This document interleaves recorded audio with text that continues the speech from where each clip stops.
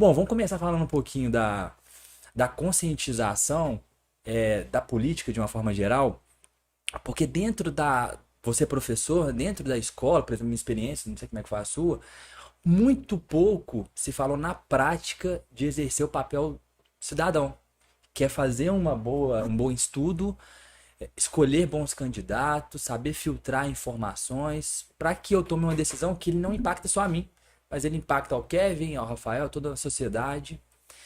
E isso se espalhou nas empresas, quando eu começo a trabalhar, então também não é um assunto que se fala muito. E até pelo governo, desde a propagandas, incentivos, trabalhos, eu também não recebi de uma forma muito construtiva esse estímulo de uma estrutura, né, razoável.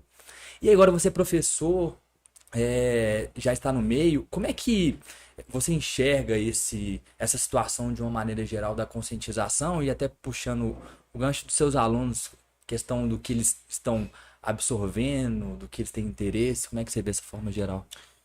É, aquilo que a gente não aprende a dialogar, a gente tende a conversar mais com o instinto do que com a racionalidade. E esse reflexo a gente vê em sociedade, né?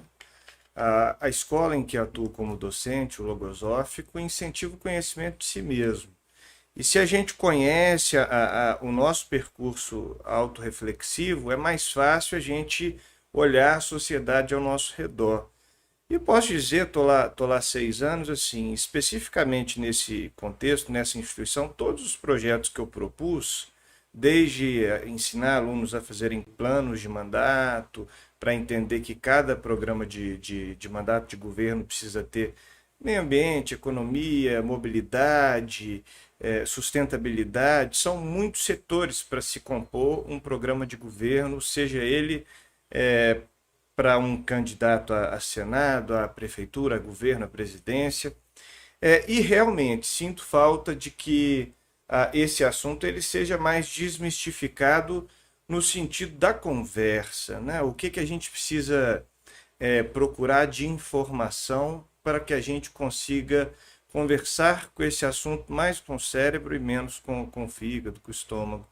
E eu entendo que se hoje há uma animosidade, né, a gente aqui não tem a ideologia como pauta condutora, mas a sociedade lá fora, não sei se exatamente ideologia, mas persegue muito personificações, né, personagens, partidos, mas não exatamente conceitos, não exatamente um conjunto de ideias. E eu acho que a escola, eu penso que a família, eu penso que as empresas, elas precisam de fato estimular o pensamento amplo, o pensamento macro, o pensamento para além dos personagens e das conjunturas pontuais, né? Um receio que eu tenho é que ano que vem se discuta o ano que vem.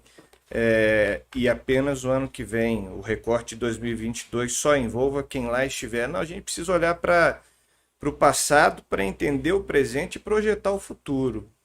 Então, quando a gente vive um momento pensando exclusivamente no que está em jogo naquele instante, a gente não pensa a história, a gente pensa os conjuntos instintivos de um determinado recorte cultural. E é preciso pensar a história. Até porque, né, a história, tipo assim, né, nós somos só um espaço de tempo aqui. E as eleições também são com 4 em 4 anos. Então, assim, você pega o que você falou, o pessoal tá muito nessa de tomar as decisões pelo estômago, né? Vai ali, vira uma torcida e acaba sendo que todo mundo é prejudicado. Tanto eu, quanto a geração que vai vir, quanto a geração que está aqui. Então, assim, isso é bem complicado mesmo. E assim, ô Rafael, que tanto que é importante a história para a gente tomar as decisões hoje? Porque, por exemplo, você é professor de história também. Assim, eu conversei com uma prima minha e ela falou um pouco de história e eu não sou o cara que conhece muito de história, então eu fico um pouco perdido. Mas, assim, o quão é importante saber da história, do que aconteceu, das eleições que ocorreram, dos presidentes que se passaram, dos acontecimentos, de tudo que aconteceu, para a gente tomar uma decisão assertiva hoje. É interessante porque eu tenho muito pouco apreço por matemática. Sim. Mas o básico dela eu precisei estudar e considero que foi muito importante para que hoje eu consiga ter uma conta bancária mais positiva do que negativa, né?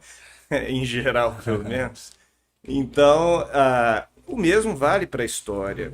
Quando a gente busca informações para elucidar pensamentos, a gente já está fazendo um exercício saudável.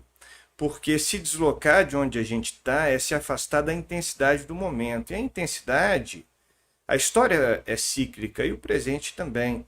Então, se o brasileiro tem o costume de votar nem sempre por aquilo que ele deseja, mas contrário àquilo que ele não deseja. Então, a intensidade do momento, a gente costuma votar por rejeições. E eu entendo que é por essa leitura do recorte circunstancial. Ou seja, você não gosta menos daquela pessoa ou daquele partido. Mas espera lá, quantos anos tem a nossa democracia mesmo? Então, só a Constituição ela tem 32 para 33 anos, é uma Constituição muito jovem. O direito ao sufrágio universal, ou seja, todos poderem votar, e mesmo esse detalhe que você trouxe, que parece para nós jovens algo enquanto uma regra, nós temos a eleição de 4 em 4 anos, ou 2 em 2 se for considerar municipal, também é algo muito recente. Então, a nossa história, 388 anos, por exemplo, desses 521, a escravidão foi normal, regulamentada, legal, fazia parte da lei. Por 133 anos, ela não é um conceito legitimado, embora nos primeiros anos da sua abolição o sistema ainda fosse muito confuso. Então não dá nem para dizer que a gente tem 133 anos de liberdade plena. Então a história é entender que na maior parte do tempo brasileiro, por exemplo, o Nordeste foi a região econômica mais importante pelo ciclo açucareiro. Pelas minhas contas, em 4, 5, 6 anos, a gente vai inverter isso, porque aí o século do ouro trouxe para o Sudeste, e aí a modernização se deu em outra frente, mas a nossa história é composta de muitos capítulos e muitas camadas. Quando alguém se propõe a votar com uma linha cronológica de pensamentos, reflexões, bom, então eu vou... Como é que eu vou votar? Eu vou ler o plano de governo? Mas eu não sou um grande leitor. Tudo bem, você tem a síntese do plano de governo no plano de governo.